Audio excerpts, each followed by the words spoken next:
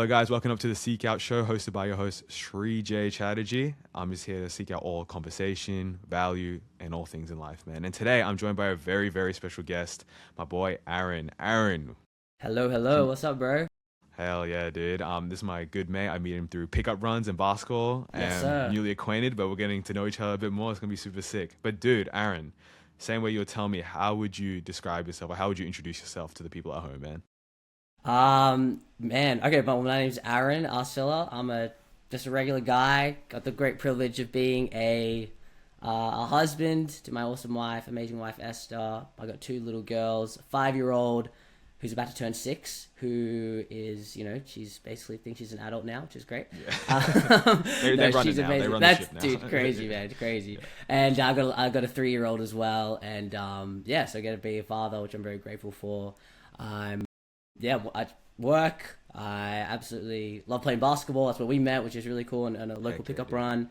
I'm a Christian as well, so I love Jesus, love God, have firm convictions, which I think is probably a helpful thing to maybe just say early on, just because obviously my Yeah. faith is very, very important, so it informs a lot of my perspectives and my worldviews and things like that. So yeah, I serve in my local church. I get as a volunteer, preach the Bible, teach a little bit, and have a great privilege of just serving in that capacity. But yeah, man, just I work in insurance at the moment. I used to work for the church, from 2017 to 2025. So I worked for the Wow. church, yeah, that I currently serve in. So we were on staff, my wife and I. We were leading the youth ministry, like the high school ministry group, as well as the kind of the local church members that live in like the northeast side of Melbourne. And so did that, and then we stepped off staff. Nothing bad happened. We just thought that God was calling us to a different time, so we stepped off staff last year, start of July 2025, and then I'm working in insurance now, which is something that I did before when I graduated from university. And my wife is working as a primary school teacher. Wow. And my oldest daughter goes to the same school as her, which is really cool too. So Heck yeah, she can cheat yeah, on the test now. No, I'm yeah, joking. man, you never know, you never know. She gets a little bit of she has some little sneaky hacks, I'm sure. But Yeah. yeah, so even this last year has been a massive transition for us, going from for 8 years, and then now changing into our like quote unquote secular jobs again, and so it's been a big change for my family and all of that. But yeah, so that's a little bit about me. Cool to be here on the pod with you, bro, and I'm Heck glad yeah, we got to dude. meet and through that, and I love what you're doing too. So Yeah, yeah, dude. glad I could just have a chat and talk about Hell yeah, stuff. man. And I can tell you're very well spoken, whether it comes from the church or, like you said, you did a podcast before. You want to talk a bit about that? The podcast you're on before, Yeah, man, yeah. so that some people can check it Okay, out. yeah. I'm not a no. I'm not a pod vet or anything like that. I have a mate from church, and he's very much into Bitcoin and crypto, and so he had a little bit of a podcast called the Bitcoin Brothers. So you can probably check. It's on Spotify. You can check it out. He's done a few. He's not, I think, as active at the moment. Some things going on, but we did one episode. So I was actually on the. Is this the second episode of this podcast? Yes, yes, Yeah, yes, that's yes. crazy. I was on the. I checked it this today because I was wondering. So I checked it, and I was on the second episode of his podcast. So I'm like a second episode specialist for it right now. So, but yeah. So I've only been on that podcast, but listened to a lot of pods and all that. But yeah, it's always good to. I didn't know anything about Bitcoin, by the way. Like I didn't know much about Bitcoin at all. But, You were just there listening. yeah, I was just seriously. He's just said, "Oh, do you want to just come on and just have a chat?" And so I did a little bit. Like I knew a little bit, like the very Yeah, yeah, yeah. very layman stuff, and then researched a little bit more about it, and then just learned a lot from him. He just got, because the idea was he wanted to just get my thoughts, someone who doesn't really know too much and all Yeah. of that, and he's a bit of an expert. So anyway, so that was the last part. That was like I think couple of years ago or something, or a year ago. Oh, But that's yeah, so man. cool, man. Dude, what I want to ask you first and foremost, man, is so I just want to go into it before we get into these next few set of questions. This will kind of lead into it, but when I met you for the first time, it was at these pickup runs, and you're playing super shifty, super smooth, like, fast and everything, and I was just like, dude, this guy, like, I'm out of breath guiding this guy. This guy's moving fast, and then I'm like, yo, like, how old are you? Like, 26, 27? And you go, no, I'm 30. I'm like, 30? You're 32, 30? bro. 32, 32 is north of even 30. crazier, I'm dude. full unk, bro. I'm unk. Yeah, but the thing is, what the beautiful thing about that was, like, bro, you carried yourself, like, you carry yourself so well. It's almost like, I don't know if it's a compliment, because I feel like when you're younger, you want to be perceived older, but then when you're older, you Sure. kind of be No, perceived I a little bit appreciate that. younger. I So, but appreciate then it. you had such a young soul, full of energy. Like, unfortunately, I feel like some men you see today, like, they're like 32, but they're like mentally they're like 48, 50. You know what I'm Right, saying? right, Or like right. some people my age, like Yeah, 22, sure, like bro, sure. like they're throwing that out. And then I just want to say, I feel like this may be a heavy hitting question, but you're being 32. What advice would you give to like the 20s? Like, what's the best advice you would give to maybe yourself? Like, if you were speaking to your 23, 24-year-old self, or just the youth of today, or the 20s of like people today, man. Yeah, that's a heavy question. Sorry, I didn't mean to No, no, start off no, that's heavy, cool. bro, That's but cool. yeah, No, dude. I appreciate the compliment, man. No, it's firstly it was good fun. It's good fun running with the boys, man. It's that's why I like it. Keeps me feeling young. I want to get some cardio up, work out a Yeah. little bit. So And can I just add one yeah, more thing? yeah, yeah, You're go not ahead. afraid. I'm not sure if you heard this, but you're not afraid to show your teeth. Like you're always smiling, dude. Which is like a really, really good because like it releases serotonin in reverse. Like if you smile at that person, like their remote instinct is to smile back. And at the end of the day, bro, you got someone to smile, man. That's sick. Have a good time, man. Just having a good time. Just having a good time for sure. Yeah, I think it's I'll go back to your first question in a Sorry, second. sorry. No, Yeah, no, sorry, I'll go bro. back to it in a second. But no, I appreciate the compliment. I think I don't know. Maybe it's I'm just very grateful I try to be as grateful as I can, and obviously life is great. But I think personally because of my relationship with God, and I think just the position that I get to be in, and I'm just very very grateful to have a family, have a wife, have kids, have an amazing community around me, be healthy to some degree. So I'm just trying to trying to take the little things, like really trying to take the little things. I know I can feel sometimes I get caught up with the rat race a little bit, I need to achieve this, I want to achieve that. Even in my mind, I sometimes think like, oh man, I've been out of I've been out of the industry for 8 years because I was working for a church. Imagine what I would be like now if I stayed in corporate or stayed in finance, and how much money I could be making or how successful I could be now, and comparing myself and all that. But man, I think firstly the story of me coming out of like the job that I got now, it was crazy. I can maybe tell it a bit later on, but how I got this job right now is amazing. And then the job my wife has now, it's amazing. We've been out of our industries for 8 years, and we basically got these jobs instantly.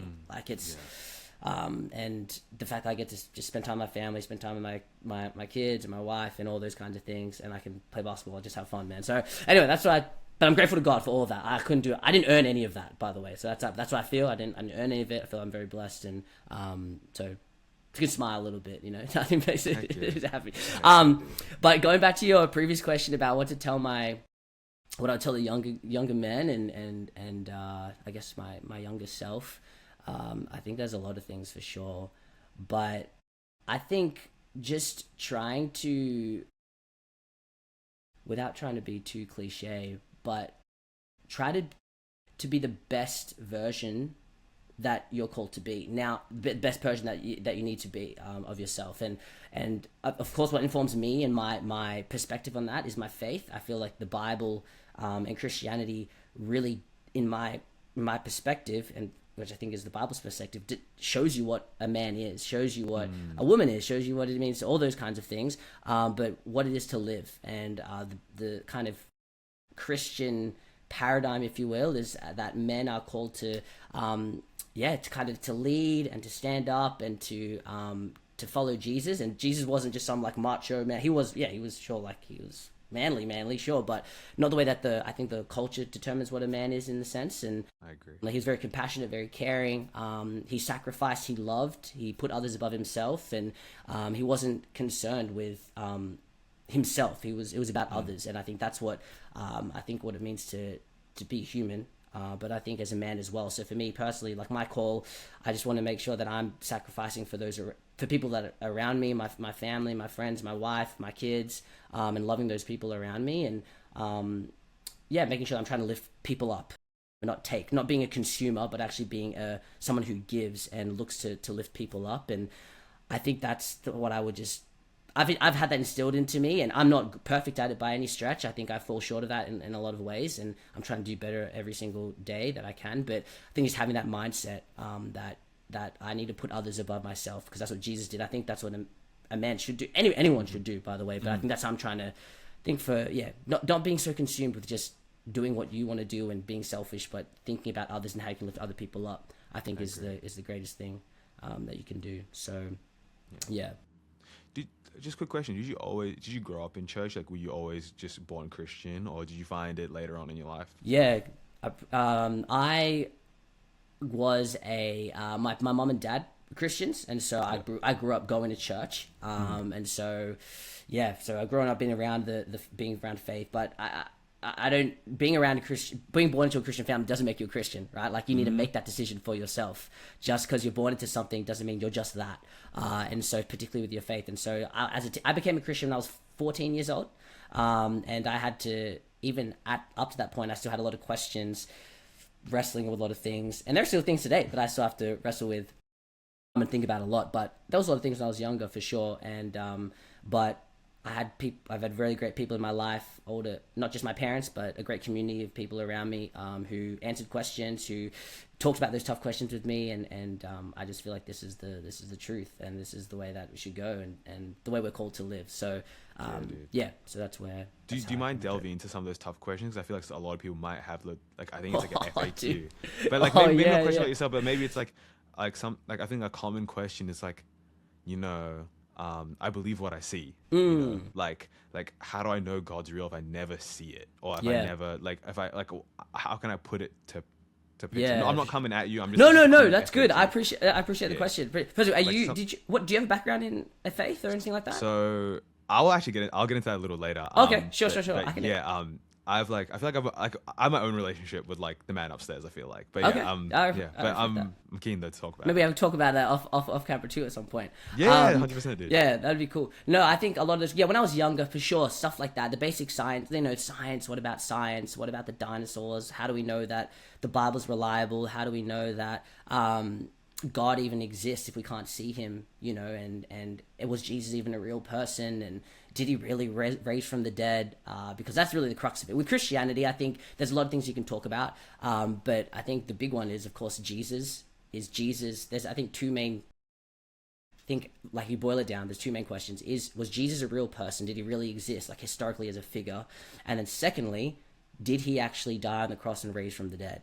And because if that's true, if you come to believe that the evidence suggests that a man named Jesus Christ of Nazareth, lived and then he died and then he raised from the dead. If you believe he raised from the dead, then everything else is true. Like it has to be logically, right? Yeah, So, 100%.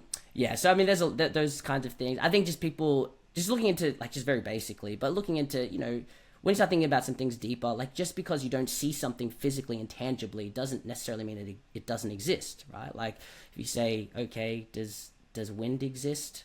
It's like, Yeah, yeah, okay. How do you see wind?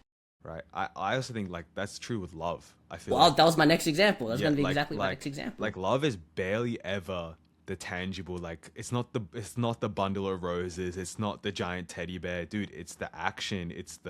Absolutely. It's almost like the faith and like the feeling you have towards someone, which is not tangible at all. Yeah, yeah. It's You the know what it's I mean? it's the evidence it's the overflow of that evidence in your life, right? So if you love someone, you can't just say I love you, and then the feelings are just that's it. That's all it is. No, how do you show love? There's evidential love in the things that you do, and so yeah, similar to wind. It's like well, you don't actually literally see wind. You see the effects of wind when it blows on the trees or when it blows on your hair or whatever it is. Yeah. Yeah. And so that's kind of one of those things, and even like what you're saying, like one of the biggest evidences in Christianity, just one of there's a lot, but is the idea of like testimony and like martyrdom for the Christian faith. So after Jesus resurrected and ascended to heaven, which is what the Christians believe, people gave up their lives, like they died, like for this cause. They believed that Jesus Christ rose from the dead, and then they died for that. So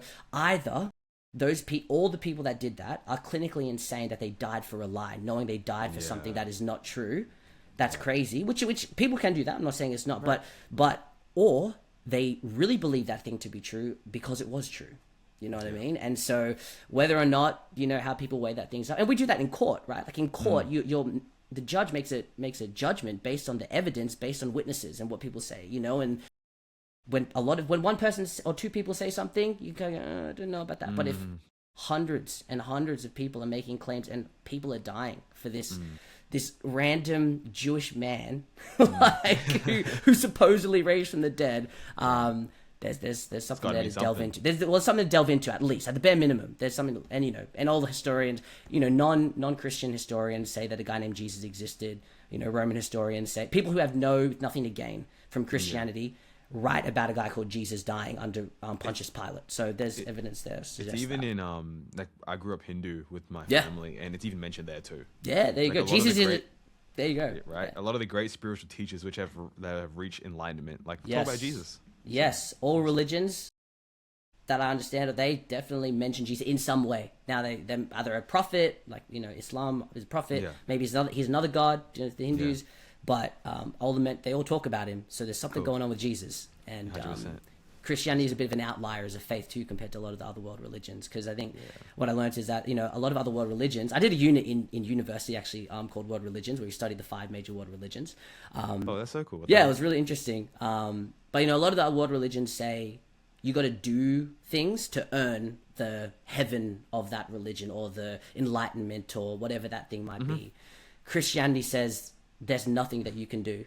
There's nothing that you can do to earn heaven because we all fall short. It's actually Jesus has earned it and he gifts it to you, and all you have to do is receive it. And that's what changes. I've actually never heard it that way before. I think I've actually heard the opposite. Yeah, the Judgment Day, all that type of stuff. Yeah, no, I know, but that's what it is, man. Christianity says, no, you can try your hardest, but actually you can't do anything. It's reverse. It's here's all the good, here's what Jesus has done for you, receive it as a gift, and out of gratitude, now live a good life. Whereas I think a lot of other religions teach, do all the good things so you can earn the good life. But Christianity's an outlier in that way, man. So cool, it's amazing. Yeah. So anyway, just a little bit there. No, I love that. I feel like when you hear about people, like, it's hard to say because I'm not religious in that sense, but I like to believe in something. But I think a great person once told me, this is my experience. I'll talk about my experience with Jesus as well. Yeah, please. But first of all, one person said, the way you're talking about it makes me feel inspired, and they say, this is not, you can take this in positive or negative, depends what mindset you're in, but you can tell a lot about the religion by the people. And a lot of the time, whatever community you reside with, whatever community you like, it's a really good tell about the certain religion. That's not true for all cases, but if you hear someone well spoken like you'd be like, oh wow, that's real conviction, that's real faith, that's really cool.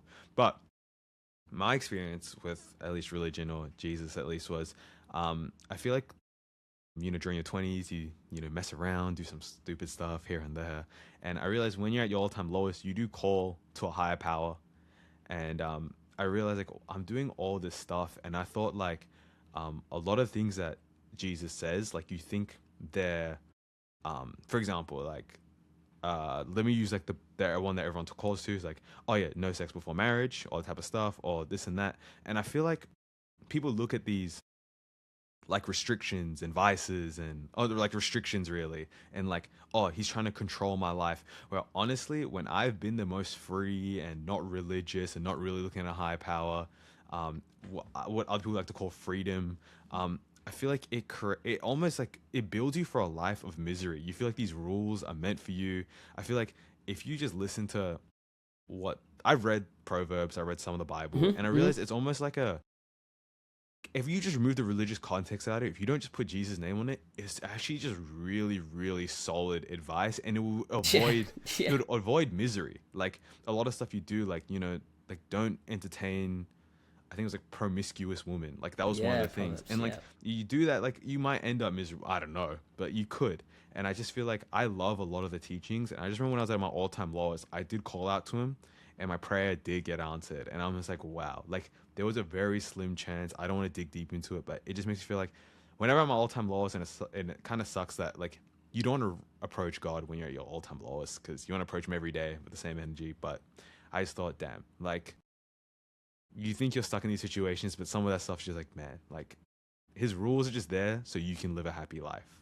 If that made any sense, by bro, I love this stuff, man, because you're literally quoting the Bible, and you probably don't even know you're quoting the Bible. Yeah. See, I didn't even know. Yeah, there's an amazing passage, one of my favorite passages in the Gospel of John, chapter 10, where Jesus talks about himself as a shepherd. And he says I, look after my sheep, my sheep know me, I know my sheep. And he says, Jesus says, I've come to give life, and give life to the full. Yeah. So he wants human beings, which I used to think the exact same. That was my big struggle when I was I became a Christian when I was in year 9. But a lot of the lead up to that was my struggle was, man, God's restricting me. The Bible restricts me from having fun, from doing what I want to do. But until exactly what you said, what you realize is, hold on, no, actually life is good when there is restriction. That's like it eliminates chaos. It eliminates chaos. It's like when we play basketball. Why do we love basketball is awesome because it's basketball, but there has to be rules. Like there has to be some kind of we can't just go out and play jail ball. I mean we could, but it wouldn't be as fun if we're all fouling each other and there's no boundary lines, even though the place we play has a little bit of a weird thing. But you know what I mean? Like if the point of it is to keep people safe and to make sure we don't get hurt and that everyone has a good time. That's the point of rules, right? And if you want to look at it that way. And so that's what Jesus says. He says, I've come to give life. He wants people to actually maximize their life and enjoy their life. And the way to do that is, from the Christian perspective, it's to follow the principles that are in the Bible. And I think exactly what you're saying, that you feel the most free actually when you're in that kind of safety of the restrictions. You know what I mean? Rather than just chaos, like what you said. I agree. And whether it's Christian or not Christian, I feel like all religion, this is what I've noticed at least, the theme is similar. Like, if learn to be a good, kind person, like don't harm anyone. Like, there's so many relevant. I don't know about all religions, but sure. At the end of the day, I feel like it does tell you, like, like maybe don't kill someone because you'll feel bad. You know what I mean? Unless you don't. But like. You know what I mean? It tells you, so you avoid misery. I love that stuff. That was my little journey with it, with the man upstairs. And I do feel like, look, at the end of the day, if I remove all my stupid problems of, oh my God, like, I'm overweight or this and that, like, what stuff you care about. At the end of the day, I'm living in a great country. I've got a great family. I've got a great community. I'm fortunate to meet people like you, dude, like, that I can talk to. I don't go to bed hungry every night. That's not chance sometimes. Like, you put there for a reason. You're there to do something.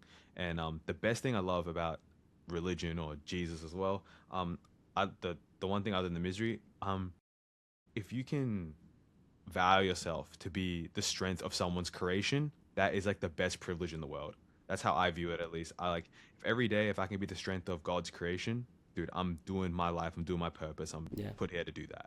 Yeah, I think that's good, and I think there is definitely a lot of similarities across different religions for sure. I think I would say personally that I do think there's a lot of similarities in some sense about goodness is a good thing for sure, and this is where Christianity kind of stands as an outlier in my opinion from my study, is just because even though we can be good people, like at the core of it, what Christianity kind of teaches, and it kind of sounds really like sad, but it's kind of like we try our hardest, but we always fall short.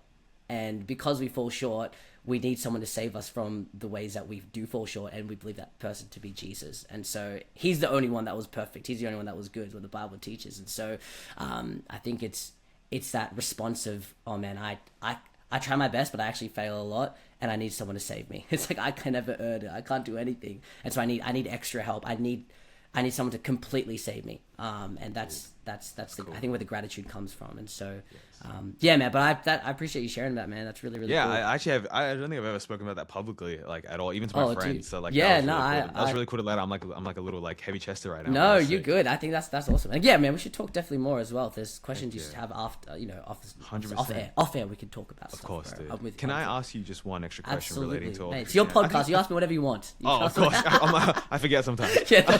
But dude, just one thing, just mainly on the Christian theme, because bro, your faith is your faith, but dude, we're gonna get to know you as well, man. But yeah. I feel like you said you went to go staff at the church when you were, if I was 8 years ago, you like 24, 23? 2017. So what was that? I'm 23. Yeah, 23. Yeah. What made you wanna, like, because you got out of uni, you got an insurance job. What made you just want to go do that, and not like, dude, I think I was gonna pick a really bad word to use, but like, no, that's right. I guess. Like, dedicate your life to Christ for those 8 years. Like, what made, because 23, think about from the young male youth perspective, you're in your prime, you like all that type of stuff. All that, I think that's nonsense. You're always in your prime, but like, but like, like that's the time where you're supposed to be, quote unquote, like, living life to the fullest. You know? Like, not that I'm saying it's not, but it's just a common thing. No, of course, from your perspective, dude, that's totally understandable. Yeah, I should give some context too. So I I got married. So I met my now wife in India, in Chennai, on a volunteering trip. Whoa, what the heck? Yeah, That's dude. crazy, dude. Yeah. We're actually about to go to Delhi in a couple of weeks. Oh, in middle of September. Oh, what Yeah, the so I heck? missed basketball for a couple of weeks, bro. So anyway, Oh, no, dude. I know that's the only thing holding me back. No, I'm kidding. But yeah, so in 2013, the church I'm a part of, it's like a global family of churches, and so we have some volunteering trips through the benevolent arm of our church, and so we had a trip in Chennai in 2013. So that's where I met my wife. Obviously, she was my wife then. We just met. There's a whole story around that. Anyway, That's so cool, by the we way. start. Yeah, I know, it's pretty cool. So India has a big place, and she's Indian too. So anyway. Yeah. So anyway, so in 2014 we start dating, long distance. She's in Seattle. She lives in Seattle at the time. She's studying there. I'm obviously in Melbourne. We start dating long distance. Fast forward, and I'm skipping a lot here. She moves to Melbourne in July of 2015. So about a year later. Yeah. And then so she's here. Great time. Well, she's all those kinds of things. It's hard. And then May 2016, we get engaged. So in May of 2016, get engaged. And then December 2016, we get married. Oh, So okay. December Nice. 2016. And then in July 2017, in July 2017, that's when we start working for the church. So we got married. So we were married for about 6 months, something like that. And we started working for the church. So that's the context around that. So I was married when I was about 22 years old. Yeah. So basically, what happened was I've always been, I've always felt called to serve God in every way that I can. If I'm working for the church, if I'm not working for the church, nothing changes. It just I'm paid or not. That was the mentality. And but there was an opportunity for our church never had a full-time couple leading the youth group before. And so an opportunity came up where our church leaders had a discussion with us and with my wife, and we were engaged at the time. It was about October 2016, so we got married in December 2016, just discussing about, hey, look, there's this opportunity, if you guys want to think about it, we think you guys would be great. And so yeah, anyway, so that was a great thing to be offered. So prayed about it, I got a lot of advice, and then so it's crazy, and I've shared this with a few people, like a few friends, but this is kind of how it happened. Was I started working as an insurance broker at I started in about I think August 2015 or September 2015. So I've been there for about a year now at this point. Once we got offered this job, so started in September 2015, offered the church gig in October 2016, right around then. And I was in a company, it was a very small company. There was 5 of us in this insurance brokerage, so really small. So if I was going to leave that company, then it'd be like It's like essentially 1/5 1/5 of the company leaving, and I felt bad. They invested in me, they paid for some things, and they were getting me to meet some of our bigger clients and things like that. So they were really invested. They were very intentional about, we want to raise you up, those kinds of things. And so I just prayed. When we got offered that, I felt really bad. I felt like I really wanted to, but I also felt I not wanted to leave this company in this kind of way. So anyway, I prayed about it, and I just said, my wife and I were praying, and I said, God, please look after this company. If something's going to happen, I really want to make sure that this company's looked after. I don't want to just ditch them, basically.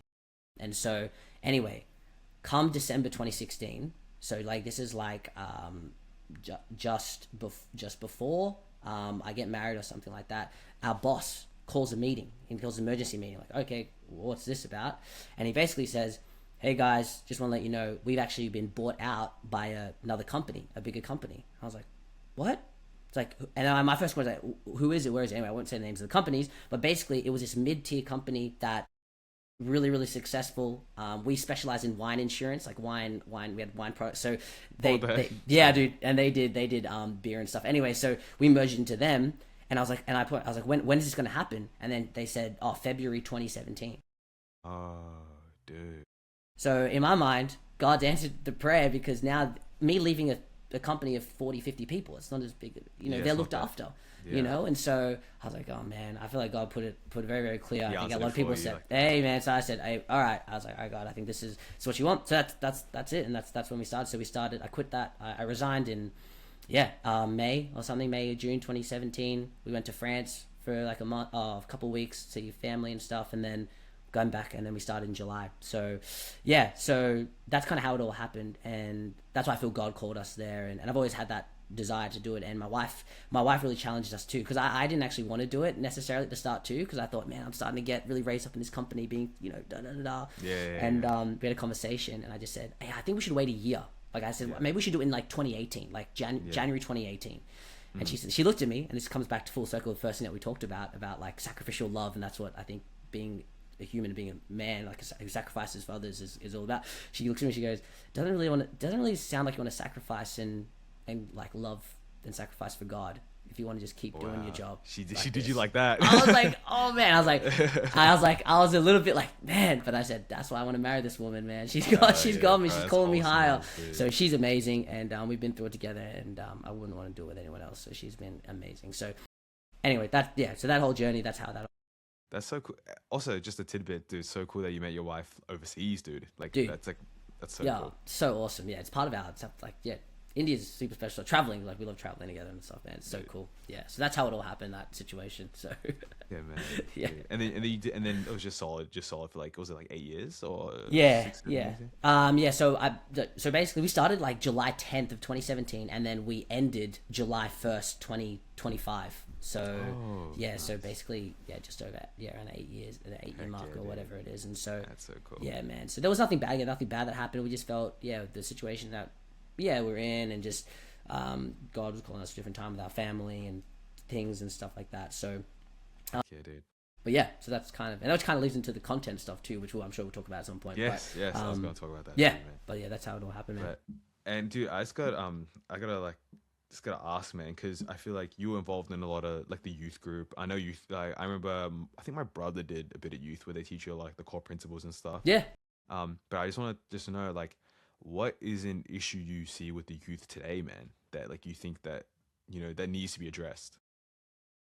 That's a loaded question. Yeah. So you can choose to answer however you want, but I just thought it's like cool to have it from your perspective, because I feel like my perspective right now, if I was to answer it, it'd be very relevant to me, you know, like, but I feel like from my perspective, like my own world, which is so different, I feel like, so. Yeah, let me think about it. I think there's a few things, but okay, I'll start with I think one of the main things for sure that I've seen is just resilience. Lack of resilience would be a thing. I think with the younger people, I think there's I think the younger generation is really smart, really creative, really so much potential, amazing. But I think there's a lack of resilience in just life a little bit. And by the way, for context, we worked with like high school students from basically year 7, so about 13 years old, and then high school obviously 18, but we're involved with a lot of people, even university age students, young professionals, so 30s as well, and young married couples. So we've worked, and my wife and I have had the great privilege of being involved in so many people's lives, and we've learned so much from people, and been very grateful to mentor, basically, and spiritually mentor people and be mentored by them too. So I've seen like so basically there's a lot of people now that like we started with them when they were year 7, year 8, and like one of our closest friends, we started with them in year 7, year 8. We studied the Bible with them, kind of helped them grow their faith, and then now they're married. That's crazy, dude. Yeah, it's like a TV show. Dude, it's crazy. Like, yeah, one of my really good friends is who I helped when he was in year 7, and then one of the girls that my wife helped study the Bible and help become a Christian too.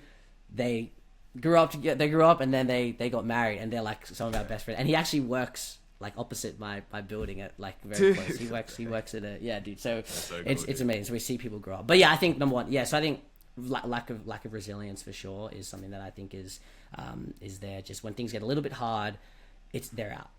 They're out. You know, I start this course. Oh, I don't like it that much, or it's a bit hard. I don't know. Oh, I'm out.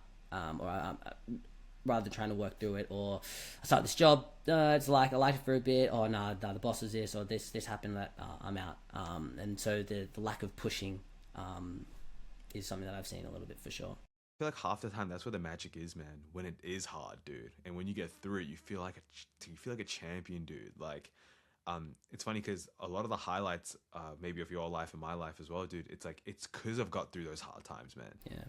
Yeah. Like, it's the yeah, and the Bible talks about this in James chapter 1. It talks about you know, persevering through trials, like grows your faith. It grows your character. I mean, again, you can remove the scriptural, like the Christian part of it, but I think just in life, that's what it is. Is you gotta, obviously in the context of that book, he's talking about like that the Christians in that time who are getting that letter written to them are literally dying for their faith. Like people are getting burned at the stake, people are getting thrown in jail, being killed, and this James writes this letter to the Christians, say, hey guys, this is hard, but persevere because it's going to make your faith. If you can get through this, your faith is going to be so strong. Come what may, you know what I mean. Come what may, and so I think that's something for sure. Our character is not built on getting to a point of like. It's like when you work out. If you, I don't want it, the weight's too hard. Oh, I just want to. It's like you start. It's too. No, drop it. It's too heavy. It's too heavy. Yeah. Or you're running. Oh dear. Oh, you start running. Oh no, it's too hard. I'm puffed out. You know, it just there's no growth that happens. And you go home feeling worse, actually. Actually, yeah, because you give up. When have you ever worked out hard or run hard and you go home feeling, oh yeah, I shouldn't have done that? Like you never do think that, bro. Always feel good, even if it's not a good time, even if it's because I love to run too. But yeah, even when you just don't do a good time, whatever it is, just the fact you finish it, there's something there that's like it's just a step forward that is so valuable to the next thing. And it's all about momentum. Like it's all about momentum. It's all about rolling. And so with that, the second thing with, I guess it's linked, it's resilience and then the lack of discipline. So I think that's something that is there too. So I've seen, and again, I particularly work with young men, so that's where my perspective is. I'm sure there's some nuances with the girls too, but but I think discipline is that lack of self-control, the ability to just know what you need to do and do it, or throw off things that are going to stop you from doing that thing. Is something that's massive. It's hard, man. There's so much temptation out there. I feel like more than ever, dude. Like everything, dude. Half like if you want even the sins or the bad qualities, they're in your pocket. They're in your phone. Bro. You know what I mean? Yeah, I mean, we talk about, sexual impurity in that sense of like, pornography and all those kinds of things. Yeah, it's right there on the phone. If you don't even mean it, and then you can not even mean it. You're not even thinking about it, and then something pops up, and then, but that's self-discipline, right? Just being able to, nope, get that out. I don't want to see this one. Get it out. You know what I mean? Or, your food, whatever it might be. It's just binge watching for too long, too regularly. I love a good binge here and there. I think that's good, but like regularly doing it where you become unproductive. It's like have a break, but don't go into it as vacation mode. You're meant to be working. Like you're meant to be doing your homework. You're meant to be studying, whatever it is. And so, I'm not. Again, I'm not perfect in those things, but I feel like I've been very grateful to have some success in those things over time and failing a lot, and then you learn. So 100%. So that's definitely resilience and lack of discipline is something that I think is on the we've got to be working on. Hearing you talk, I feel like now that I've talked to like a lot of young kids, I was also like my brother's mates. Like I feel like what I see a lot is like I feel like nowadays, if not ever, maybe the media or whatever is telling you whether you agree with me or not, I'm not too sure, but I feel like it's good in a way, but I feel like a lot like the lack of discipline and the lack of resilience. Some of it I feel like is due to I feel like a lot of young men. I don't know if it's girls as well, but it's a lot of romantic obsession. Like I feel like everything is really like built on like romance, and I feel like romantic obsession leads to a lack of purpose. Because you mean like literal romantic like relationship with someone else? Okay. No. Oh, not like that. I feel like yes, I guess that too. But I feel like some men that I know, of course I'm gonna put names. You've always had the mate that is very relies on being in a relationship all the time, which is good, like in inherently. But I feel like sometimes you see a lot of men lose their potential or lose the person they're supposed to be because they're always focused on romantics or just being in a relationship. Like I feel like it's really hard to focus. Sometimes really hard to focus on yourself when you're constantly thinking about like romance or like constantly thinking about like, oh, I want a lady now. This is me self-projecting at my lowest as well. Like I've definitely been there, but like I feel like the best time where romance was relevant or apparent when you're not chasing it, when you're kind of chasing a dream or chasing who you're meant to be. Like I don't know about your example, where your intention was good, you were out there volunteering, and then something came about, right? So like for me, I feel like when I was really locked in and focused on my stuff, it just happened. And then I don't think you should turn down a partner because you're locked in. I just think it should honestly support you. But I feel like a lot of men I talk to, it's always like, oh, I just want a girl. I want this and that. Like it's not. You shouldn't want a girl. You should like want like. I think I'm phrasing this really badly. No. I know exactly what you're saying. Yeah, Yeah, it's okay. like don't focus on the thing that you really really want. Focus on the things that you're supposed to focus on, and then let the Yeah, other stuff. It'll just come It'll if it needs to happen. come. Yeah. Yes, yeah. Because that leads to absolutely. misery too. I feel like it's almost in a way, it's very lustful in a way, like in that way. Dude. You know? Yeah, no, that's a really good point, and I think that's something that I see it too in like in Christianity, at least in my family of like my church community. That's something that's huge too. Men want relationships. Women, the single men want relationships. The single women want relationships. Of course, and I think that's actually uh, like my perspective, and I think what the Christian perspective is God's designed that. Like God designed that we are meant to be in relationship. Yeah. I Like agree. like Adam and Eve. Like if you take no matter how people go ahead and take that, there's debates about that within Christendom. But the idea that man was made for woman, woman was made for man, that marriage was meant to be, we're meant to be in a relationship, men and women. Yeah, That's meant I to agree. be like a romantic relationship. So that's a great thing. But yeah, you can't put the cart before the horse. You can't Yes. go and you can't focus on that. And I think this is what happens. I've seen it too, where I've seen a lot of people, friends and people that I've worked with before, just be so focused on wanting a relationship that that's all they're focusing on, and they're forgetting about just doing the things that actually help the relationship be successful, like 100%. getting a job, being disciplined, just doing like hygiene, like just basic I things agree. like that. And Yeah, go ahead. and sometimes I just like, now that you brought that up, you kind of cleared up my like thought process behind that. I feel like some people just want a relationship and then like not even looking at who the person or what the person is. Like, is this person even good for you, man? They're in love Like, with the idea of being in love. perfect. Yeah? That's Not- what I meant. yeah. That's like it's easier. It's easier to be loved than to give love sometimes. You know what I mean? Like Oh, you settle for that. sure. You Yeah, know, yeah, like yeah. you want the attention. Like yeah. And Yeah. I just feel like a lot of, especially the media I've been receiving, and I know it's a For You page, so maybe I'm projecting. I don't know, but it's like, yeah, it's just a lot of like, it's a lot of romantic pressure. Like everything on TikTok, everything on Instagram, or all the media is like, it's all built for you to just find a person and do this and this and this Yeah. with. Whereas Yeah. like, dude, I think I've been in relationships and like maybe I was there because I want a relationship. You know what I mean? Like it wasn't even the right person, but I was there because maybe social pressure or my own pressure, or it's all pressure you put on yourself. But I think it's just something to be mentioned at least. Oh yeah, I totally agree. It's I mean I can't really speak. I'm one and done. Like I Yeah, dated dude. my obviously my wife now, Yeah. and that was it. And You're like Kobe, man. Stayed with the one franchise the whole time, bro. that's it, man. That's the way. So yeah, but it's so true that can be a thing where, and I think what happens is because of this fast paced world we live in now with media, with like we have no delayed gratification, right? You want food, Uber Eats. You want food, DoorDash it. You dude. need something, do it right now. You want to watch something, you can pull it up on your phone right now. And so I think that's seeped into relationships. Bro, relationships take work. Like you cannot even like forget romantic relationships, just friendships, like in agree. general, they take time, they take effort, they take being together, working through things together, those kinds of things to establish a solid friendship, let alone a romantic relationship. It takes so much time. But because we try to do this fast thing, oh, I want it now, try and jump into a relationship way too quickly without actually doing the work to see, hey, are we compatible? Are we seeing eye to eye? Are we this? Or are we just in love with the idea of being in love? So dude. yeah, so I think that's so true what you're saying. That's cool, So man.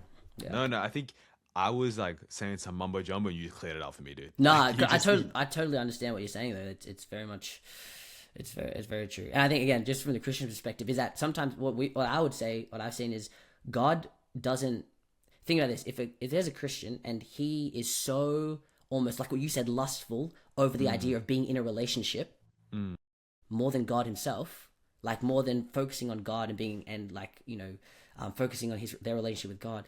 I don't think God's going to give that person a romantic relationship, because if he does give that romantic relationship, what's going to happen to that person? yeah, They'll lose sight of God completely. I agree. So I think God gives us things when he knows that we're ready to receive it or we're ready to learn from it. So yeah, man. So I totally agree with what you're saying. So true. Dude, one of the most interesting things I thought is just because, of course, I thought you were so young, and I just want to know.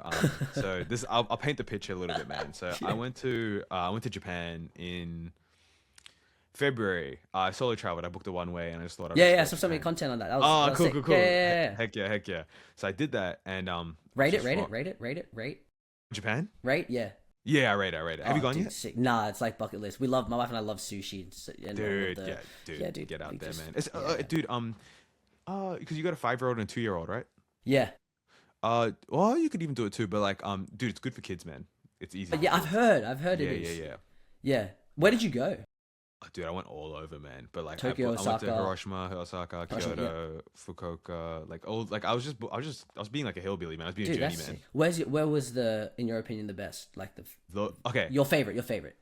okay, Hiroshima, but like, cause of you go to the atomic bomb museum, and dude, you feel Oh so wow. so human, cause you're like, oh, bro, it was crazy. Like you go to the It museum, must. people are crying, and then when you get out, you go to a place where, unfortunately, I feel like a really bad tragedy or something like that. Unfortunately, sometimes tragedy needs to happen, but then you feel so human for the people. Like I think empathy is something that it's kind of lacking sometimes nowadays. But like dude, when you feel that raw empathy with lives at stake and stuff, you're like, damn, bro, I can't believe Yeah, that humans would did this to be. another human, and it was acceptable at the time. Yeah, It's crazy, crazy, crazy. dude. Yeah. Oh wow. So it's But more for that. That's a. yeah, that was sick. Oh, and also I had a really good time. Just I think because a lot of Americans get deployed there or something. So Okay. they took me under their wing, and then we're just going places. It was really really Oh, fun. that's so I sick. was having That's fun. sick. So I got the best of both, and everyone's really nice there, which I think you hear a lot about Japan. So Yes. Yeah. Yeah. yeah, Yeah. which is cool. But dude, I'll paint the picture, man. So same place actually, Hiroshima. I'm walking around, and then solo travel really change you sometimes. So I'm walking, I'm chilling. I made 10K that month to be like, okay, you know what, money, I can Yeah. really I saw chill. that, bro. Shout out. That's Yeah, I was cool. That like, was dude, I was good super work. happy, and I was like, in my head, I think before the trip, I was like, oh, dude, I want like a really expensive house, I want a really expensive car, and then like literally a basketball rolls down to me, right? Like touches my feet, and I was like, oh, what the heck? I pass it back to this kid. This kid passed it back to me again, and I'm like, oh, what the heck? I was like, dude, and I pass it back to him, and he goes off to his dad, and his dad, his little sister, and his mom are playing basketball together, That's and so then sick. I was like, that's the real wealthy. Like I looked at it's Yeah. just a happy family, and I'm like, dude, that is the real Mm. wealthy. So my question to you is, man, like, how is it being a father, bro? Like, I feel like that's like the man, that's the dream, dude. Like every man, I feel like after I achieve everything I want to achieve, the next goal in life is to be the best husband I can be and the best father I can be. Yeah. Yeah. Bro, I can't.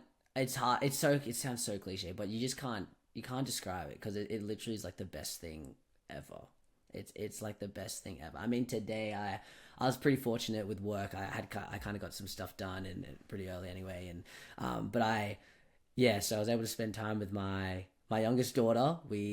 My eldest daughter had a kind of like she did like a little chapel. Her class hosted a chapel at the school that she's at, and so I went with my youngest daughter. Went and watched that. My mom came too, and watched her, and it was really awesome. And so that was good fun. And then after that, I took my youngest daughter to Macca's. She just wanted to go to Macca's, and we just Heck yeah, dude. she had some chicken nuggets and played at the playground, had some fun. Dropped her at kinder, did some Mm. work. Then I go and picked up my daughter from school, from my eldest daughter from primary school.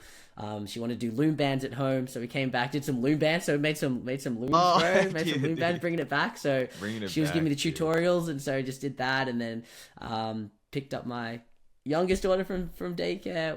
They wanted KFC for Yeah, dinner. Went to KFC.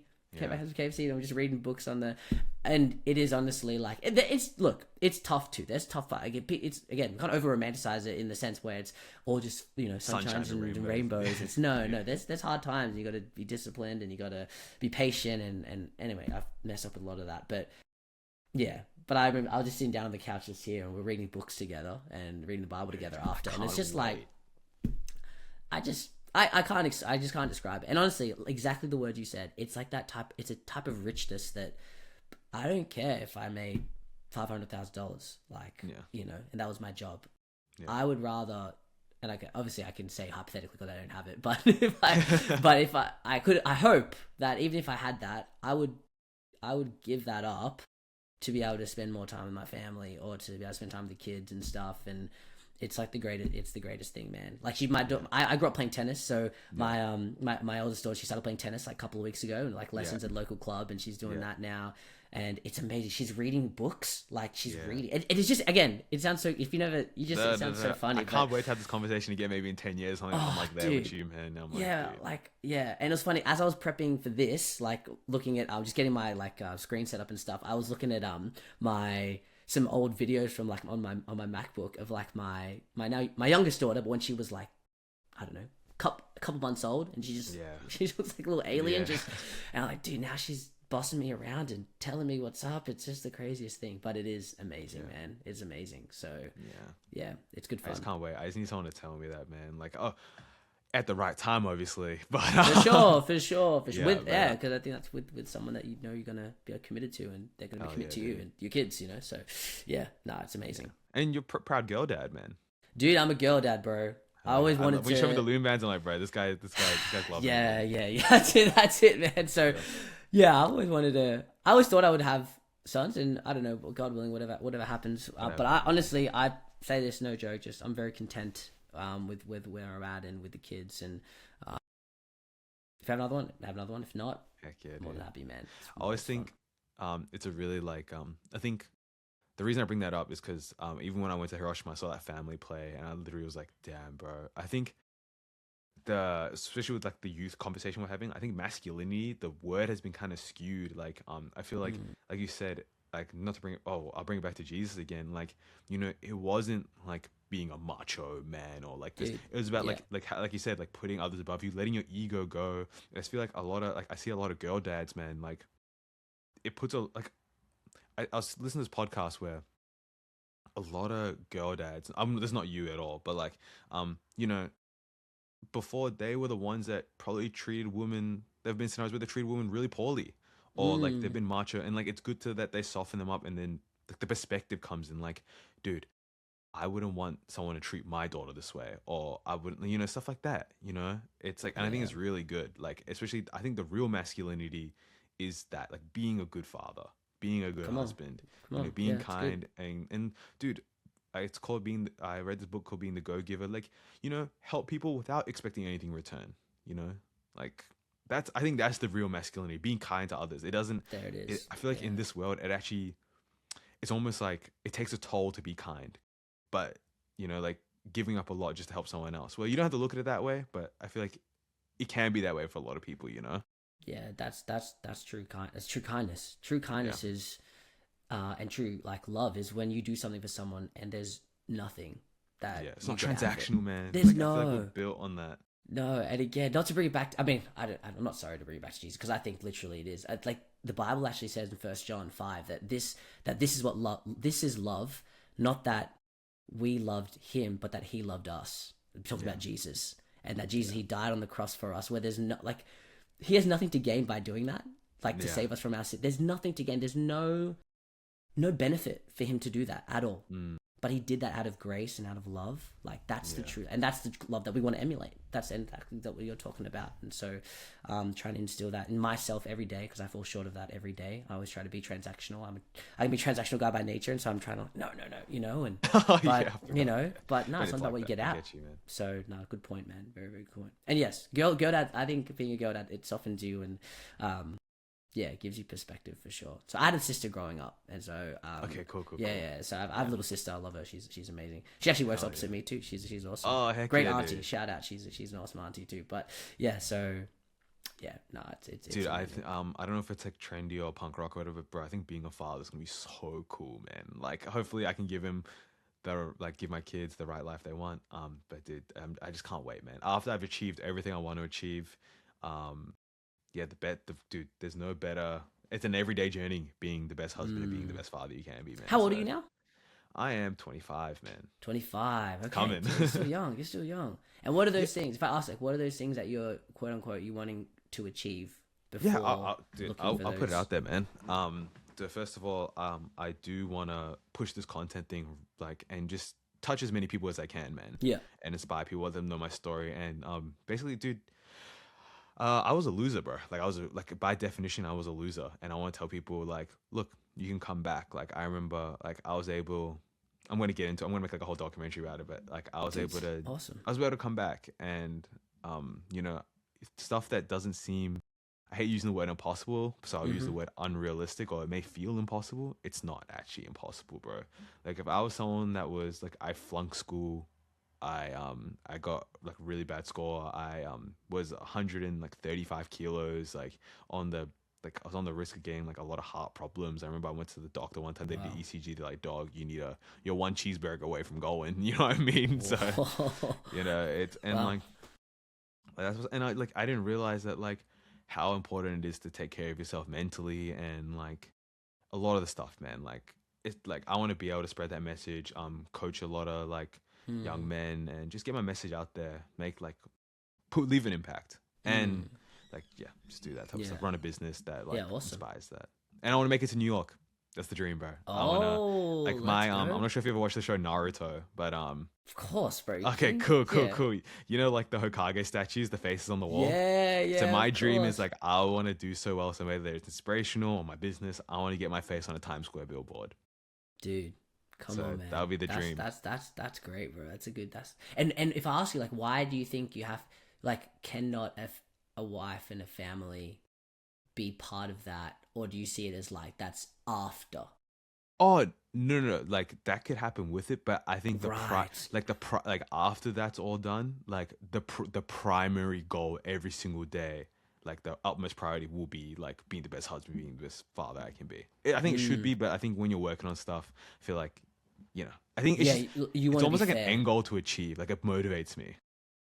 Yeah, I got you. Yeah, so it's like you want to be fair because you don't want to be like that dad or that that It's husband always that's just working. working Yeah. and not checked in. Yeah, yeah, Yeah, yeah, yeah, yeah. I got that. No, I got that for sure. Yeah, yeah. Well, that's great, man. That's cool. I think it's yeah, dude.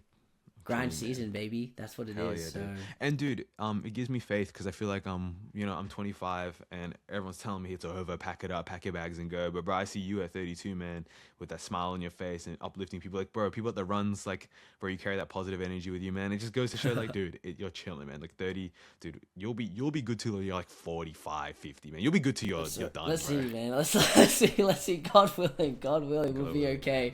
So one day at a time, 1 month at a time, and just trying to enjoy it. So Heck yeah, appreciate dude. it. Hell yeah, dude. One of the last things I just want to ask you, man, is Mm. so I just thought because you talk about community, you talk about people, and I think if there's ever been a piece from the Bible that's motivated me so much or has actually helped me a lot is the famous proverb. You probably know the exact proverb it is, but the iron sharpens iron. Yeah, Proverbs I feel 27:17. Yeah, yes, dude. one man Heck yeah. sharpens another. Yeah. Do you wanna? Yeah, dude. Do you wanna get into that? Because I'll tell you my experience with that, and Like, yeah, do you want me to talk about the passage? yeah, Scripture? or like Oh, how it's helped you in your life. Because I'll just talk about how it's helped in my for life sure. after, Oh, bro. why don't you go ahead? Why don't you go ahead and then I Okay, can. Yeah, yeah. dude. I was taught that like especially one of my all-time lowest. I thought you know especially it's even apparent in the new Spider-Man movie if you watch that as well. But Need to see it. Still haven't. It's okay. crazy, I bro. won't. No spoilers or anything. But, Okay. um, in order to achieve great things and be the best version of yourself, people tell you, "Oh, be a lone wolf. Do things in isolation. This and that." Mm. And I feel like, how do I say this? The You get the best brought out of you through other people. And through good people, of course, too. Or sometimes even bad people. Sometimes it's not bad people. Sorry, that's a terrible No, I word. got what you mean. Yeah, But like, say bit negative challenging. Bit influence. challenging. Yeah, negative. Yeah, yeah, yeah, Negative yeah. influences, right? And you can also learn like, yo, maybe I don't want to do that. You know what I mean? And I just believe like iron sharpens iron. Like, bro, when you have a band of brothers or just a really good group of friends, like you've never wanted to work harder. And I realized when I was isolated, when I thought I'm just gonna Lone deactivate wolf it. socials, not talk to anyone, I was actually in the worst spot ever. Even though I had more time to do what I was supposed to do, like work hard and study and do this and that, it was actually worse. It was actually like the road to misery. Like, what's the point in doing anything if you have no one to share it with, if you have no one to celebrate it with, and especially Yeah. even if you go gym, like dude, something as simple as like a spotter, like only like someone you should be able to do it by yourself, but dude, people can bring out the best in you, man. Yeah, yeah. Like isolation is actually a curse. I believe so. This is COVID, my bro. belief. Yeah, that's right. But yeah, yeah, exactly. Yeah, yeah, yeah. Oh no, dude, absolutely. Community is, it's everything. I mean, relationships are the bedrock of society. Like that's what it is. Society is about being social, which means being with people. Like that's basically what it is. And again, I think from the biblical Christian perspective, we're made to be in relationship. We believe as Christians, I don't know if you've ever heard of the idea of the Trinity, the Holy Trinity. And it's a very deep theological idea. Basically, that God is he's one in essence and one in being, but there's three persons, and so the Father, the Son, and the Holy Spirit. So the idea That's the one I've heard. Yeah. So three in one. So God is three in one, and the idea is that God, even in himself, he's relational. Like he's there's three in one. So he's obviously, we're made in the image of God, which is what Genesis talks about. We're made in the image of God. That means we're meant to be relational as well. So we're meant to be in community. We're meant to be around other people. You can't do it by yourself. And so Proverbs 27:17 is that iron sharpens iron, one man sharpens another, one person sharpens another. We're not made to be individuals. Yeah. That we're not made to be. We're meant to be with each other. We're meant to celebrate each other's wins. We're meant to pull each other up when we're down. And if you don't have that, it's very difficult. It's very difficult to do life, and very difficult to grow, very difficult to to change and all those kinds of things. So you need people in your life. You need people. I agree, and again, Christian or not Christian, it doesn't matter. It's just having a good community around you. Belonging is really important. Contributing, is really, and it's only the West really where, in the Western countries, where we're really about this individualistic idea. I think so. Grind hard, solo, lock yourself in a room. Yeah, it's all you. It's like, nah, man, you go to other countries, like, because you can't function by yourself in other different countries. Like, you can't do it. Tribal. Yeah. You got to be in a tribe. You got to have people, and so. So I think being in community is so important, bro. We need people. That's all the basketball. That's all the basketball on Tuesdays is fun. I didn't really think about it when I started, but I'm kind of loving those guys, man. Like, it's seeing the same boys every week and saying, hey, what's up? Dude. Like, hey, I got a new job. What are you up to? And those kinds of things. And just having a little chat and then bumping each other, breaking one person's ankles, faking someone out, and being like, hey, dude. Yeah, dude. It's like, we're all getting better at that too. And dude, exactly, yeah. And dude, stuff like that, especially this is a little off tangent, but like stuff like that, like basketball or something. Like without that, bro, I feel like I'd mentally be in like just to have that avenue, man. It's just, dude, it's perfect, man. Whether that's basketball for you or writing for other people or photography for someone else, like you need that avenue to let it out, man. Outlet for sure. Dude. Yeah, my wife knows it too, so she's like, "Yep, go and play basketball. Go do your basketball. Thing, go do your hoops. Go." Yeah, that's right. So it's good fun. It's good. Heck yeah, man. I actually forgot to ask this question during. I feel like it's always been like a Christianity segment, but I remember the most time I was influenced, like I said, you can tell religion by its people, is I watched this beautiful movie. I think you've probably watched it yourself. You probably guessed what the movie I'm about to say, huh? I do not. Nope, there's a lot. Okay. Have you seen Hacksaw Ridge?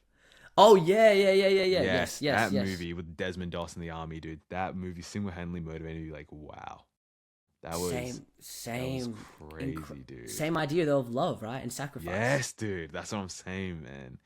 Like, I'm not sure if you know. This is a little tidbit. They had to. You know how he prayed for like to help people and not get shot or something. Yeah. While he was walking through the lines of fire, a lot of the Japanese soldiers, their guns jammed up while they were attempting to shoot at him. Really? And they is that historically? That's historically true, but they removed it from the movie because I think it would be too like fake. Wow. Yeah, I was like, damn, dude, that was crazy. And that movie just really puts in perspective is it 10 Commandments? Which one? Yeah. I mean, 10 Commandments in the Bible. Yeah. And it was like, wow, that was like super cool. That's a cool manual to live life by. So yeah, man. Oh, dude, I did not know that. That's crazy. Yeah, dude. Yeah, I was man, like, man. damn, that's right. And I love Andrew Garfield. So yeah, he's good. OG Spider-Man? No. Yeah, Tobey Maguire. He's my goat. Who's your goat Spider-Man? Andrew Garfield. But honestly, after this film, after the new one, dude, Tom Holland. Did you like Tom? Did you like Tom when he first came out? No, dude, I didn't. So you're Team Andrew, because I was OG Toby. Like I was. Yeah, Toby's goated though. I wouldn't lie. I love Toby. But dude, Tom's really grown on me, dude. I feel like I was like, when your parents tell you like, oh, it isn't good as the original or the one you grew up with. I was that guy. But then you learn to just be like, bro, they're all putting on an act for like us to just enjoy, man. Like it's sick. And they all just kind of take him on different. They're all different Yeah, kinds of none of them are spy. bad though per se. But you have to put your own spin on it, you know. I Otherwise, agree. you can't. If you try and copy, like if Andrew tried to copy Toby, and then Yeah. Tom tried to copy both those guys, like it's not gonna work because you're not them. Yeah. You got to be. The gotta copy be will your own, never be so- good as the original, man, bro. That's true. good. That's true. Dude, Dang, it was lovely talking. Do you have anything you want to say, man? Because I'm gonna ask you some rapid fire questions, bro. As I end Oh every no, podcast with. no, nah, man. I know, man. Whatever you got, bro. Go ahead. Okay, go bro. ahead. So I'm just gonna ask you 10 rapid fire questions. 5 are easy, and then is this like Okay, 11 rapid. questions? So I've got Okay. 5 that are easy, and then 5 that are not. And so when we say rapid fire answers too. For Yeah. the first 5. You know what? That actually had a rapid fire question. I think I just said rapid fire because I think it's just trendy to say. Okay, okay, because I'm like, am I meant to go quick? Like, is it meant to just be one word? Take your time, bro. Yeah. I'm Okay, gonna we'll ask see. you- We'll see. I'm I'll just try and gonna do it. ask I'll you try and questions. remember. It's just like so at the end of the show, people can just get to know you a little more and be like, oh, sick, and then we can go a little tangents here and there. Yeah, sure. So, number one, these questions are layups. The Okay, next layups, questions might be okay. some deep threes, but Okay. we'll see what's going on. Okay, not my forte. Deep three. Yeah. Okay, go ahead. Number one, what's your favorite movie of all time, man? Oh my gosh, Oh, yeah, that's supposed to be a layup, dude. dude. There's so many. Back to the Future 3. Oh shoot! Okay, Yeah, I like it. that's dude. just off. Like that's one of the first ones that comes to my mind. But I love Hell Back, yeah, the dude. Back to the Future series. Is Dude, but quick question. This is not part of the 10 questions, but what's your background? Is it Filipino? yes, Filipino. cool, Man. cool. Filipino. So this next question might come because you got a Filipino Indian mix and you're Uh-huh. exposed to so many different cultures. Yeah, go. What is second question? What's your favorite cuisine, man? Cuisine. Oh, that really depends on the day. I'll say, I like Filipino food. I love Indian food because just straight up. But honestly, love Japanese food. Heck yeah, Mexican. dude, that's good. Okay, that's good. Yeah, What do you like? You Mexican. like your burrito tacos? You like your burritos? You like All your of it, bro. I love Okay, all of dude, it. you're Yeah, chilling, all bro. of it. Everything Mexican's good. Well, number 3. I think I'm gonna answer this for you, man. What's your next travel destination? It's Delhi, isn't it? Delhi, yes. What Dude, are you so planning to do there, excited. man? See family. So my in-laws, they live there, and so so we're gonna go hang out, have some fun. yeah, The dude. girls, it's the first time my wife's been back since 2014. Something Oh, like that. And the first time dude. my girls will be there, so we're really excited. We'll show the school that she went to and all the Sick, places dude. that they grew up going to and stuff like that. So very because Hell she grew up yeah, in man. Delhi. My wife grew up. Yeah, in Delhi, heck so, yeah, dude. Nothing but safe travels for you, my friend. Thank you, That was thank so you. Fun. Thank you. Easy, man. What's this one's a little harder to do, but what's an opinion to die for, bro? Jesus Lord. Absolutely. Jesus Lord, Yeah. bro. Jesus Lord, dude. I'm dying on that hill every day. Heck yeah, Every dude. day. So, Hell absolutely. yeah, bro. Dude, you're killing these, man. What Cool. what is something you think is overrated right now, bro? Overrated. In what sense? Any Like, in sense, what? man. You could be food, music, culture, anything in particular, bro. Or even like a lifestyle, or even like an item or a product. Just one people like, bro, maybe don't get this because it's like super overrated, man. Or like don't do like yoga because it's like not even good for your back. You know what I mean? Like, Oh man, that's a hot dude. What's overrated? I don't know if I think too much about what's overrated. Getting rich, I guess. Like I Oh. don't know. Like the grind season for just making money to be yeah. successful. Like that's I think that's Do definitely. you agree with the more overrated. money, more problems type of stuff? Oh, for sure, bro. Yeah, Yeah. for You sure. would know I mean, because I don't have that much money. Okay, I don't have much money, but You're a rich man there. and keep it hard. complicated. Yeah, I think find richness in the other things. So I think, I think when you do get more money, it does definitely come with some other things you got to think about, which is so right if you're ready for that. But yeah, No, for sure, I agree, for sure. dude. Hell yeah, dude. Now these are more like the in-depth questions you can blabble on about it, or you can just Okay. chill with it, man. All right. We'll see. We'll see. I know it's getting late, so it might be that type No, of time. I'm chilling. I'm chilling, man. I'm But chilling. dude, this question is, what does success look like to you, bro? Oh, yeah. Well, okay. Being content, being content. I think if I'm content, then it means that you don't need and you don't lack. So I think that's really what success is all about. 'Cause Wow. that's generally when we want success, we're trying to achieve something, and then once you achieve that thing, then you're happy, right? But if you're just happy because of the situation that you're in or whatever it might be, which I think comes with being grateful and all those kinds of things. That's success. So I think everyone's success is different. Like everyone's contentment looks different, and hence why maybe that the overrated grind season thing of being this because you're always trying to achieve, which is being so being content I think is being successful for sure. Dude, I love that answer. So there was something you said earlier in the podcast where I literally had my jaw drop. So I'm gonna re-listen this. I'm literally gonna re-listen to this podcast, and I'm gonna find that little gem there. I'll probably make a clip out of it. Clip it, yeah. Clip it. I'm gonna share this when you're done with it. I'll definitely put up. Heck on my yeah, we can collaborate on it, bro. I'll put. Let's do that. I'll put it on my Insta, on my Christian sick, Insta, and then we'll for sure. Easy, man. What is the worst advice you've ever received, bro? Jeez. You're like, where do I start? I don't know, because I think a lot of the bad advice is in like specific like situations. So like I'm asked about a certain situation, and then I've gotten advice where it's like, so I can't really get in. I don't know if I can get into that because then I'll be relaying some maybe not some important like information I shouldn't disclose. But yeah, that's okay, dude. I think okay, this is gonna sound a little bit controversial, but don't always follow your heart. Whoa. Don't always follow your heart, because I think this is what the Bible says. The Bible says that the heart, in Jeremiah 17, the heart is deceitful above all things. So who can understand it? And the idea is that sometimes our feelings, man, just because you feel it, it don't mean it's right. Like it does not mean it's right. And so the idea of follow your heart is good in premise. It's like, I think if you talk about having your own conviction about something or desire, but I think always that should be balanced by getting advice and that's what Proverbs actually talks a lot about. If you've read Proverbs, it talks about, many advisors make victory sure. The wise surround themselves with counselors. And so I think... Yes, I think I remember that, dude. Yeah, so getting a lot of advice about something from people that you trust, people that are in those situations, that's one of the most amazing things. So I'm not saying don't feel what you feel. That's fine. That's totally fine. But just make sure you're sign checking it with people that you trust and balancing that out.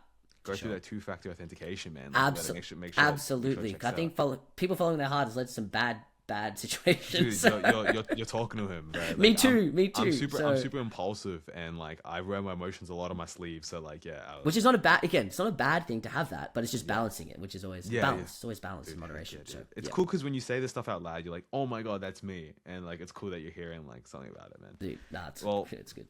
We'll switch it up, dude. What is the best advice you've ever received, bro? Best advice. Well, I think that would be literally it. Would be the what I just added on, which is just make sure you get a lot of advice. Heck yeah, dude. Yeah, again, that's the idea of not being in the idea of the importance of being in community. And if you're in community with people that know you, they're the people that are going to give you the best advice for sure, because they know you, they understand who you are. And so I've been, again, so grateful for the life that I've been able to live and the people that I've been around. Very wise people, multi-generational. So I have a lot of good friends, different ages, people that are way older than me, people that are younger than me, just to bounce ideas off, because, man, yeah, when you think you know something, and Proverbs talks about this too, it's like, something seems right to a man, but in the end it could lead to death. So it's like, you need to be able to just get other people's thoughts. Heck yeah, dude. So this is the last question. I think I kind of asked it earlier before, but I'm going to paint the picture right now. Say you're right there, you're talking, you're you, right? Mm-hmm. Nothing changes. But say I am 21-year-old Aaron. If you could say a sentence or advice to him right now, or anything you would want to say to him to help him get through the, I guess, 10 years of his life that leads up to you, what would you tell him, bro? I'm you, by the way. I know, bro. You look I just don't look as handsome as you, man. Nah, you look more handsome. So when I watched you watched Diary of a CEO? Yes. You Diary of a CEO? Yeah. Was it Diary of a CEO? Oh no, it was anyway. It was another podcast. It was the George Janko podcast. I don't know if you watch him, but sounds familiar. Yeah. He used to be on on Impulsive with Logan Paul, and then anyway. Yes, that's it.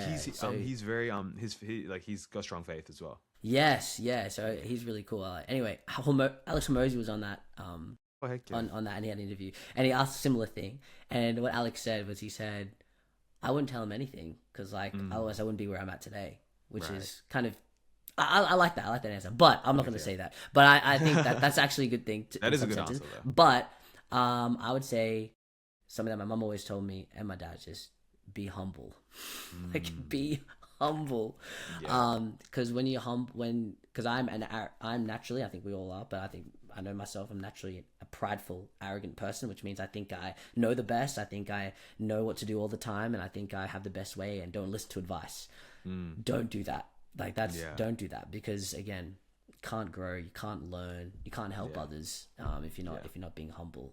And so I think I've made a lot of mistakes, and I know I will continue to make a lot of mistakes, but I think I've had maybe less mistakes than I probably would have had, simply because of just trying to listen to people and be humble. But I still make a lot of mistakes, by the way, so it's not good. But being humble helps. I think being humble helps. Dude. Yeah, so. I agree. I feel like when you're on fire a lot of times, that's when you can drop the furthest because you're on high all the time. That's so good. Yeah. That's fire right there. That's so true. Yeah, the more you loft yourself up, the harder you're gonna fall. Like, bro, imagine you're playing basketball, you make 5 shots in a row, you take some bullshit shots out, That's right. and then you're cold. Heat check. You're like, I'm not shooting that again anymore, bro. Give me my heat check. So basically, dude, the content you put out, the YouTube, what are you trying to like really achieve? What is your content even about, my friend? Because people have seen you on your Instagram. People are probably watching this clip right now. Oh yeah, we'll put it on. Yeah, we'll clip it up. So I put it on. So yeah, my I just got an Instagram, which is Aaron Arcilla AU, which is just AU Australia. But yeah, so basically, when we decided to step off staff for church, so I was preaching and teaching very regularly when I was on staff, and I actually still do preach and teach quite regularly even still, which I'm very, very grateful for. But one of the things I realized was, maybe I won't speak as much, and basically I have a backlog of content from 8 years of ministry, things I've learned, things that I've taught on, and things that I've, all those kinds of things. So I thought, and I've had people over, throughout the years be like, where can I see that recording, or where can I see, where do you have somewhere I can watch that, or do you have some notes on that, or whatever. And I was like, bro, why don't I just put it on socials? Like, why not? Heck yeah, dude. I know there's a lot of Christian content out there for sure, but I think it's just, hey, I like making content. It's fun. I think it's really cool, and I think it's the way to the world right now, And at the end of the day, I'm just trying to put it out there to, if it helps one person, my thoughts, if it helps one person, then amen. That's more than enough. That is the Venn diagram of our content. I feel like we're all just trying to help people, man. So that's it. That's so it. well. Whoever it hits. Quick question, man. Do you get a lot of backlash with your content? Like, do you ever get any hateful comments, or people being like, so sometimes when you see, I feel like I've seen, like, if I see like a Christian post or any post go viral, it'll be like another religion, be like, they'll just like trash, like, or they'll bring out the worst out of like the other religion, or they'll be like, this religion is not right, this is, or scientifically this is not true, be like, stuff like that. Do you ever receive stuff like that, or you've been lucky not to just come across those people just yet? I have not. Well, firstly, my avatar, if you like, the main audience for my content would be Christians. So it's not necessarily aimed at non-Christians or other people of other faiths, even though that can come across people's algorithms. Basically, it's to Christians, and so it's within the house of Christianity, if you will. But I did make a vid, which actually was my most viral vid at the moment. There was a debate between a Muslim and a Christian, and I basically did like a bit of a reaction to that. Yes, I saw this, dude. Yeah, that one blew up. And after the first like 50 comments, I went to bed. I woke up the next day, and it was like 50, 80 comments, 100 comments. Like, bro, I'm not replying. I can't reply to all these. But there was a lot of people going back and forth, and I was thinking about it. I'm like, I don't know if this is that fruitful. Like, I don't know if I want to be trying to produce that. So anyway, I did another one because I thought it was helpful. Like, the stuff is helpful. But then I was like, I don't know if I want to really be pushing a lot of that stuff. So anyway, that's kind of all I've got. Some people have disagreements because even, I'm not too sure if you know, but even within Christianity, there's a lot of disagreements on certain topics and certain ways of things that get done. So there's some conversations that happen, like behind the scenes, if you will, or things like that with people that I might know and things like that. But it's all good. Like, doesn't get that many. So I love how that you're just expanding your community because you're able to just touch like so many more people, bro. Just like putting out the content, and I remember I viewed a lot of your content. I was like binging it a little bit. I'm like, bro, I'm like uplifted, man. Like, this is sick. Hey, I appreciate it. And it's cool because like sometimes I'll see a post and it'll be like, oh my god, Aaron has like a lot of hair here, and, he's like, and then the next one he doesn't. I'm like, I was like, dude, that's funny as. It's so funny because I didn't actually, because when you sent me your Instagram profile, you sent Yes. it to me on Messenger, so I clicked it. I Yeah. was still signed in on my Christian one because obviously my Christian one I try and keep it. I try to keep it just for I try to follow the Christian content creator to keep my algorithm on that page Christian, just so all those kinds of things, and then have my personal one. But I was still logged in on my Christian one when I clicked your profile, so that's why I followed you on that. And then I realized I'm like, so I followed you on my other one, my personal account also, and then you came into me on the next run, and you're like, bro, nice content, dude. That's so sick. But then I watched your stuff, and I was like, dude, it's nice to meet a fellow, content creators, people. Dude, absolutely, it's good. Really what are you trying to achieve with your content, bro? Yeah, honestly, bro, just reaching people, that's it. I like love, the views and numbers could be whatever, you don't care. Yeah, I mean, obviously, there's always a thing where it's like, oh, it'd be nice to get some views, and be nice to get some. But I try to make sure that I'm not trying to focus on too much on that because that's not the reason for it. That will lead you to misery, by the way.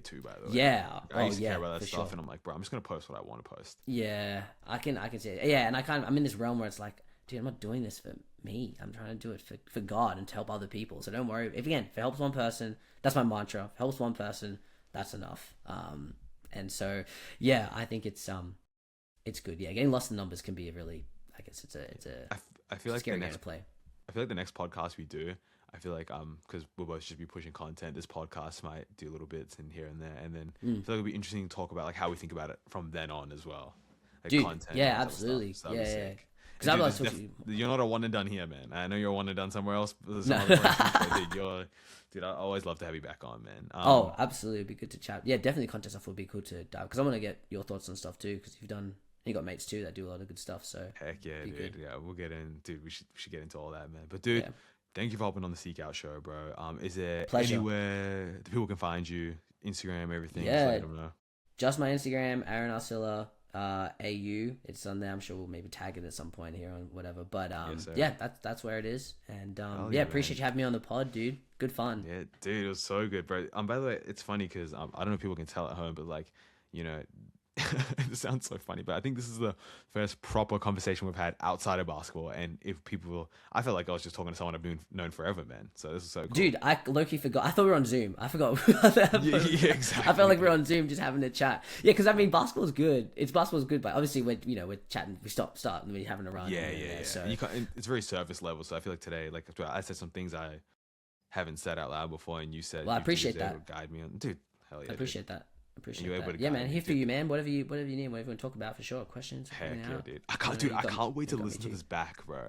I can't because I feel like you dropped some bangers, bro. So I'm keen to just hear it out, man. Nah, man. Appreciate it. And so yeah, dude. Let's definitely run it back. It'll be good fun. So appreciate you doing good work. Bro, appreciate you too, my bro. All dude, right. Thank you guys for listening, man. Peace out. Follow me on all socials, Srijay Chatterjee, Srijay TV, and yeah, YouTube, Instagram. Keep it up. All right. Run it Only up. up from here and take care, guys. Bye.